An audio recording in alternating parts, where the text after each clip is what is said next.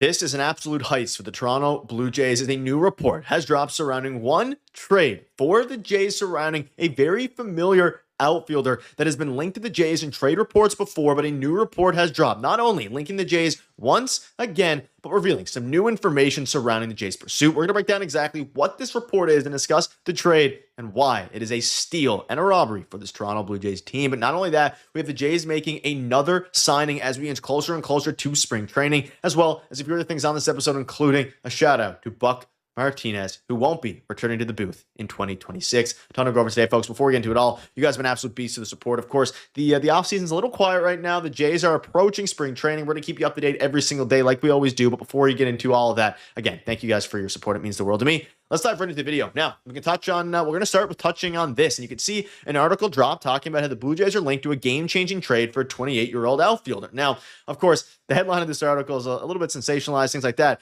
But there was a report that dropped, and it is from Mitch Bannon over, fairly recently and over the offseason, and it revealed the Jays have checked in on Steven Kwan at last year's deadline, and his lefty contact bat would fit perfectly, hitting between Springer and Vladimir Guerrero Jr. at the top of the lineup. However, the Cleveland Guardians were said to be asking for a gargantuan return, which means several prospects and at least one major league ready player who can make an immediate impact. And of course, even without Kwan, Jays project to have one of the top lineups. So we're going to be talking about Steven Kwan today. And there's a very clear reason because Mitch Bannon of The Athletic, of course, Jays reporter, very reliable, has recently linked the Jays, of course, to Kwan. But the article makes sense. Like, he is a game changer for this Toronto Blue Jays team if they'd be able to get him. And you can see here, the Jays have tons of experience trading with the Cleveland Guardians. The Blue Jays like to set themselves up for the future while making a trade for the present. They did so when they acquired, Andres Jimenez, all these different things. Dalton Varsho, he's slated for free agency after this upcoming season. That might open up I think they're going to extend him, but it could open up an outfield spot. Keegan Matheson, who's been on my show, jayswriterfriendly.com. He always comes out, and Jays reporter as well, and talks about on my channel about how the Jays love to make sneaky trades that are a bit under the radar, but also ones that work for the future, ones that have, of course, you trade for players that have control. Steven Kwan is A, on a fantastic contract. B, let's be honest here, folks, would fit this team beautifully. Last year, a 3.7 WAR, 705 OPS. He's not necessarily like the best hitter in baseball, but he fits the approach perfectly. He steals bases, has some speed. The Jays will obviously adore because they don't have a lot of that right now.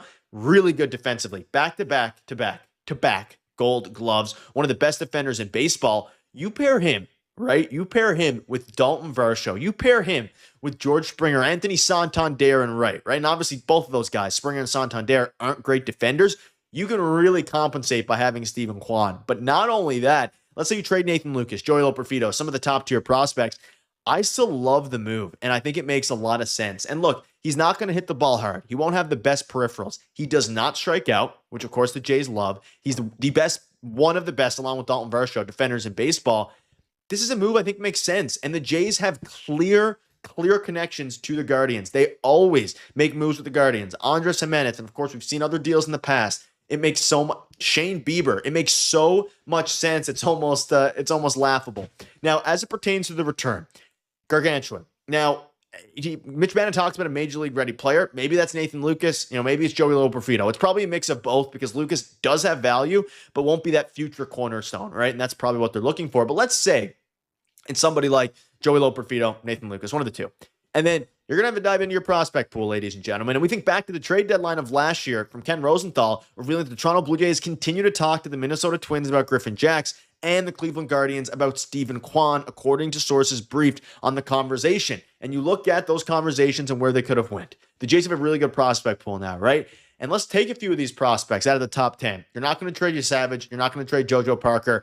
You're probably not going to trade, Arjun Amala. Like, maybe you do. But if it's an Arjun Amala or, you add a couple of these guys, like Gage Danifer is a rising star. Is that someone the Jays would be willing to give up for an outfielder? Maybe, maybe not. But any of these guys in the top 10, you can make an argument will be worth Steven Kwan just because of how much he brings, right? 156 games played. He had 11 home runs, 56 RBIs, 21 stolen bases. And you compare it to their clear pursuit of Kyle Tucker. Like, they want outfielders. They want controllable pieces.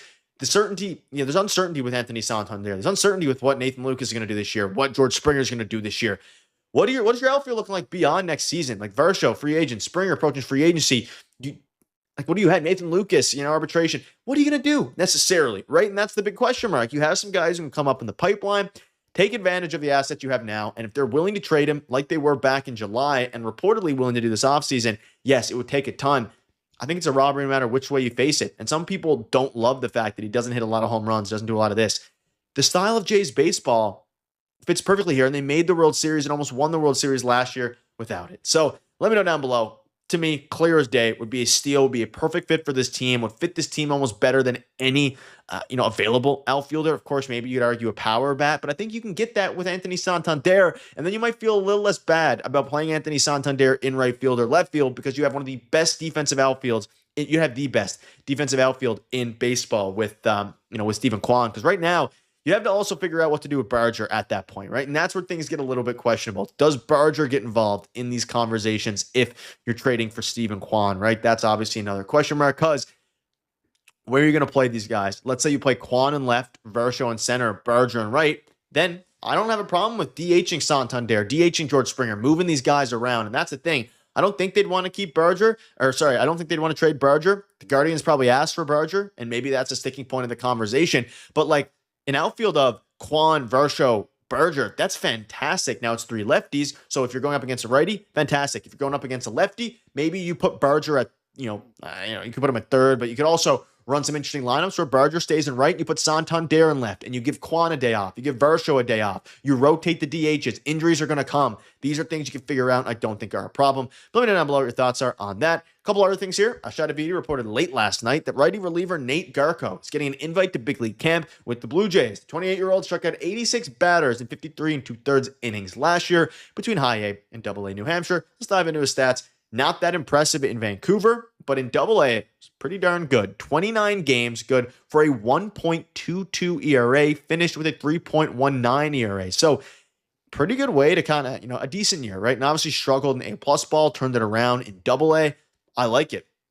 Again, he had some struggles here. This is an interesting guy. He's 27, 28 years old. Probably someone they're going to keep on the radar for their bullpen. They have open bullpen spots, right? Like outside of those top 4, like what's going to happen with Tommy Nance next year? Brendan Little, Braden Fisher. Like Fisher in theory should get a spot right away. Eric Lauer, what's going to happen with him? There's arbitration. Is he going to make over, there's that $1 million gap, which I covered in a video, I think yesterday. If you haven't checked it out, feel free to check it out after you've watched, check it out after you watch this one in its entirety. A lot of question marks happening right now. Yariel Rodriguez, just another, another wrench thrown into a monkey wrench thrown into the plans here in a good way. Of course, you have tons of options, and his career ERA is at 2.78 in the minor leagues. So might be worth it, or between minor leagues and college, might be worth a chance. A guy who was at college for 4 years, which is a little bit crazy, but respect to him. Let me know down below. Do you want to see Steven Kwan? Do you think he will cost too much? Would you give up Barger for Kwan? Would you give up Lucas for Kwan? Would you give up Joey Loperfido for Kwan? What do you want to? Every so often, a trade rumor lands that doesn't just raise eyebrows, it raises heart rate. This one did both, because if the latest report is even half true, the Toronto Blue Jays aren't just browsing the market anymore. They're eyeing a move that would feel like daylight robbery in plain sight. Steven Kwan is the kind of player who doesn't shout for attention. He earns it quietly and then refuses to give it back. A familiar name, yes, but this new wrinkle matters. According to fresh reporting, the Jays didn't just admire Kwan from afar last season. They checked in seriously, and the interest never really went away. That tells me something. This front office doesn't linger emotionally. If they're still circling, it's because the fit keeps making too much sense. Picture the lineup for a moment. Kwan grinding out at-bats, fouling off pitches, stealing bases, and dragging pitchers into deep water before handing the baton to Vladimir Guerrero Jr. It's suffocating baseball. Not glamorous, not loud, just relentless. Add in elite defense, and suddenly mistakes shrink. Outfields get calmer. Pitchers breathe easier. Those things don't show up in box scores, but they win seasons. Yes, Cleveland would ask for a painful return. They always do. But here's the uncomfortable truth Jays fans have to wrestle with. This team is built to win now, and certainty has value. Prospects are hope. Kwan is proof. That's why, to me, this feels like a heist even before the paperwork exists. As if that weren't enough, the Jays quietly added more depth as spring training creeps closer, the kind of low-volume move that only matters when chaos arrives in July. And before we go any further, a quick pause to tip the cap to Buck Martinez, who won't be returning to the booth in 2026. Voices like his don't just call games, they shape how we remember them. This is why the Blue Jays report stays locked in even when the noise fades.